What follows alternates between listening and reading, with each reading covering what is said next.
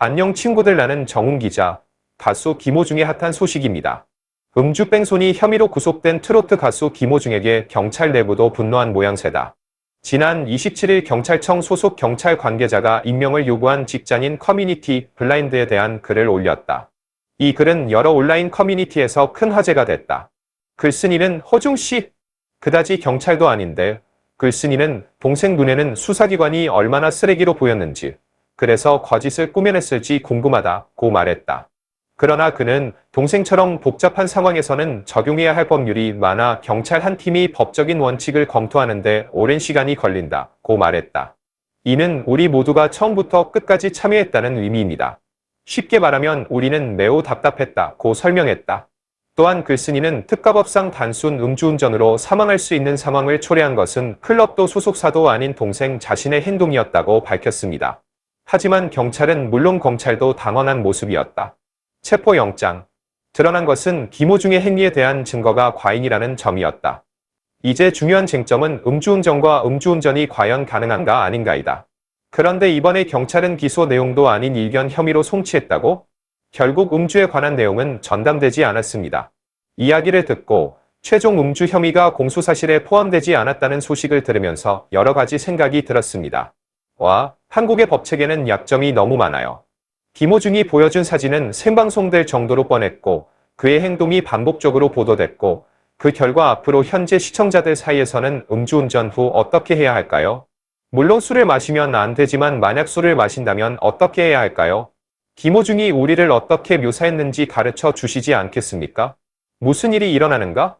만약 김호중이 사망하고 유명하고 인기가 많은 김호중마저도 술에 취해 경찰에 신고하지 못한다면 대중 전체의 심정은 어떨까? 물론 가능한 유일한 진술은 그것이 적절하지 않다는 것입니다. 맞습니까? 놀랍습니다. 이 시기에 김호중 씨의 변호사와 조남관 씨가 모두 경찰 조사를 받았기 때문일까요? 소주를 마신 사실을 인정했고 사망했음에도 불구하고 위스키를 마시지 않았으며 유흥업소에서 술을 마신 사실도 인정했습니다. 유흥업소를 방문해 본 분들을 아시나요? 다녀오신 분들은 말씀해 주세요. 제가 방문한 곳은 손을 들어주세요. 다녀오신 분에게 물어보세요. 오락을 제공하는 술집에서 소주를 마시나요? 선택의 여지가 없습니다. 맞나요? 오락이 있는 바에 가면 위스키를 마시지 않겠습니까? 하지만 그는 유흥주점을 방문했다고 인정하는데 결국 그는 무슨 말을 하게 됐을까? 그는 위스키를 마셨다는 사실에 대해서는 언급하지 않습니다. 왜요? 위스키는 주로 알코올로 구성되어 있습니다. 보통 40에서 50도 사이 아닌가요? 만약 그것을 섭취하면 음주운전으로 단속될까 두렵습니다. 그래서 그는 소주를 마셨다고 주장한다. 거의 3시간 동안 10잔의 음료수를 마셨다고요? 그런 다음 고려하십시오. 1시간에 걸쳐 소주 3잔을 마셨다고 하더군요. 김호중의 외모에 대한 설명은? 재주준이 2시 아닌가요? 이 둘을 합치면 김호중의 실루엣이 드러날 것이라 믿습니다. 저 같은 키와 몸무게의 사람도 60분에 소주 3잔씩 마시면 취하지 않습니다. 체내에서 완전히 분해되는데 약 90분 정도 소요되므로 시간이 많이 걸리지 않습니다. 그 시점에서 당신이 의도한 말은 무엇이었나요? 미디어 역할에 대한 발표를 하면서도 0.03%에 들키지 않으려고 서너 시간에 걸쳐 소주 10잔을 마셨다. 유흥가에 가도 이런 말은 하지 않아도 되는 거 아닌가? 내러티브 속에서 유흥주점 직원이 한 말이 있다. 무슨 뜻인가요? 이 기간 동안 김호중이 혼자 소주 3병 가까이 마셨다는 이야기에 대한 추가 내용도 공개됐다. 김호중은 소주 3병을 마셨다. 그런 다음 검사하십시오. 여기 김호중 씨가 야간 술집으로 옮긴 곳 아닌가요? 그런 다음 그는 집으로 갔다가 레스토랑으로 갔습니까? 식당에서도 술을 마셨고 식당에 가면 소주가 거의 10병쯤 됐을 텐데요. 이 사람은 몇 병을 마셨나요? 일어난 사건에 대한 직원의 계정은 서너 명이 소주와 최대 10병의 맥주를 마셨다고 합니다. 계정만 따지면 김호중의 소주 소비량은 얼마나 될까? 최소한 5병 이상을 의미합니다. 이 경우 강호동이 올라오려고 해도 강제로 마시게 된다. 또 인상적인 사람은 누구인가요? 참석한 사람은 누구입니까? 최영만 같은 사람 없나요? 3시간 후 최영만이 들어와 소주를 마신다. 그는 6병의 음료수를 마신다. 누구든지 겨드랑이의 혈중 농도는 0.03이 될 수밖에 없습니다. 분명 이재명 같은 사람이 이런 짓을 했다면 초인적인 사람이니까 24일 단식도 할 수 있는 거 아닌가? 이에서 언급한 유형의 사람이 아니라면 어떤 사람이든 그렇게 술을 마시면 알코올 도수는 0.03%가 됩니다. 그런데 지금 무엇이 문제였습니까? 이것은 증거입니다. 증거입니다. 진술이기 때문에 오로지 직업만을 근거로 한 혐의 입증에 활용할 수는 없었는데 김호중 사건은 어떻게 된 걸까요? 이번에는 음주 혐의는 기소장에 기재되지 않았다. 그렇다면 그것은 무엇입니까? 성재준 씨, 이 영상의 목적은 무엇인가요? 이제부터 음주하다 적발된 사람은 누구나 이 수칙을 따라야 합니다. 그것에 대해 얘기해 볼까요? 물론 그렇지 않습니까? 제 영상의 끝은 이런 식으로 도망치려고 하다가 그걸 없애려고 하다가 덩어리를 가져가서 더 추가하셨다는 겁니다. 생각해보면 내가 왜 그런 말을 하는지 이해하게 될 것이다. 이 글에서는 김호중 씨의 행동이 1차 법률구조 제공자들의 초기 조언과 유사하다고 명시하고 있습니다. 현재 이 정보를 보고 계신 분이 계시다면 말씀해 주십시오. 그들은 흔히 손을 들어보라고 권하는데 이것이 다소 답답하지 않습니까? 댓글에 손이라고 적어주시면 됩니다. 술에 취한 사람이 음주구제 사건으로 1급 변호사에게 법률적 도움을 구한 경우 손이라고 적고 2급 변호사의 말을 들어보면 효과적입니다. 변호사의 조언. 첫째, 숨을 쉬십시오. 이것을 오해해서는 안 됩니다. 나는 당신이 이것을 원하지 않습니다. 내가 말하려는 것은 당신이 이것을 시도한다면 나중에 목표에 도달할 것이라는 것입니다. 그들은 호흡수나 체열에 대한 생각을 절대적으로 거부해야 한다고 권고했습니다. 놀랍습니다. 구체적으로 운전자의 허락 없이 혈액을 채취한 경우 경찰은 법원으로부터 영장을 발부받아야 한다. 영장을 요청했는데 왜 나오는데 10분이나 걸렸나? 영장? 선택의 여지가 없습니다. 맞나요? 영장 발부를 허용하기 위해 우리 몸은 현재 무엇을 할 수 있습니까? 알코올이 분해되겠죠? 영장 기한은 아마 4일 정도일 텐데 그 이상이 아니었다면 김호준의 혈중 알코올 농도 0.01%를 확인하는데 더 오랜 시간이 걸렸을 것이기 때문에 음주운전으로 구속영장을 발부받아 적발됐을 것이다. 17시 이후에 녹화가 되었는데 두 번째 팁은 무엇인가요? 이건 팁이라고 하기엔 좀 어려운데 뭐라고 표현해야 할까요?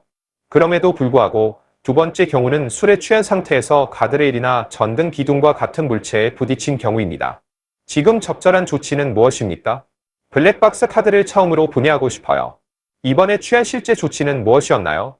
김호중 회사 관계자가 저작했다는 말은 아닙니다. 급하게 먹고 싶을 때 필요한 것은 무엇입니까? 그 후에는 해당 지역에서 도망쳐 자신의 시간을 가지십시오. 경찰이 연락을 시도하더라도 최대한 늦게 나타나십시오. 정말 놀라운 일인데 지금 누가 이런 짓을 하고 있는 걸까요? 김호중에게 해당되는 이야기는 아니다. 아 맞다 이를 실행한 뒤 김호중은 어떻게 됐나? 이번에는 음주 혐의가 인정되지 않아 무료 입장이 불가능했다. 방송인 이 씨는 개그우먼 이 씨를 거론하는 것으로 알고 있는데 2016년 교통사고를 당하고 도주한 뒤 9시간 만에 경찰에 신고됐다. 음주운전 혐의는 무죄 판결을 받았고 도주 혐의로 벌금 500만 달러만 선고받았다. 이제 두 가지 인스턴스가 있습니다. 55세 뉴스 앵커 이 씨를 아시나요? 해당 인물은 55세 언론인으로 알려졌다. 결국 음유갑은 입증되지 않았고 김호중 역시 대한민국이 전복되면서 최고조에 달하는 논란을 불러일으켰으나 결국 음유갑은 발생하지 않아 두 사람은 결국 술값을 내지 못했다. 맞아요. 파르페요 라고 말했어요. 이건 쓰레기야. 이것이 바로 다음에 술을 마실 때 이렇게 해야 한다고 생각한 이유입니다. 이 방법을 따른다면 궁극적으로 목표를 갖게 될 것입니다. 왜 그런 겁니까? 실제로 이번 사건에서 경찰은 김호중을 음주운전 혐의로 기소하지 않았는데 대신 무엇을 기소한 걸까요?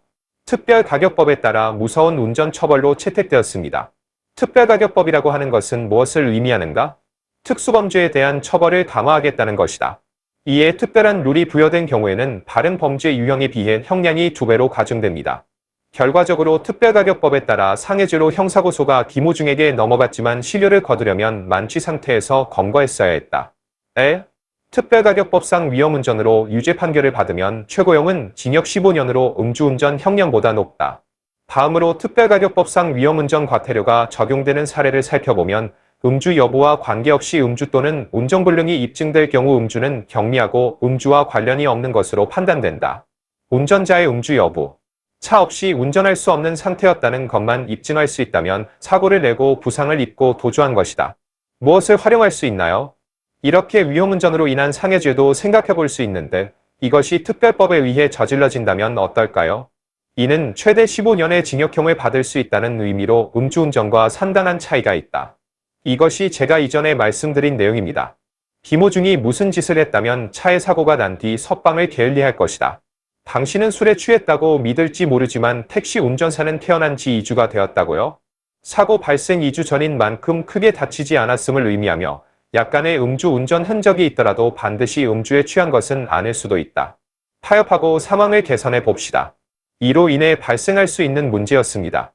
그런데 끝까지 숨기려고 하다가 온갖 행동을 다하고 메모리카드만 먹어치우고 맛은 잘 모르겠지만 메모리카드를 소비하고 깎고 매니저한테 바늘을 구해서 꿰매게 하더군요. 당신에게는 무슨 일이 일어났나요? 이는 최대 15년의 징역형을 선고받게 된다는 것을 의미합니다. 나는 김호중 씨의 사례를 많은 개인의 사례로 생각한다. 특히 우리 야당에는 문제로 시작해서 명문으로 끝나는 사람이 있지 않은가? 그 사람은 김호중의 사례와 함께 생각하면 더욱 해롭다.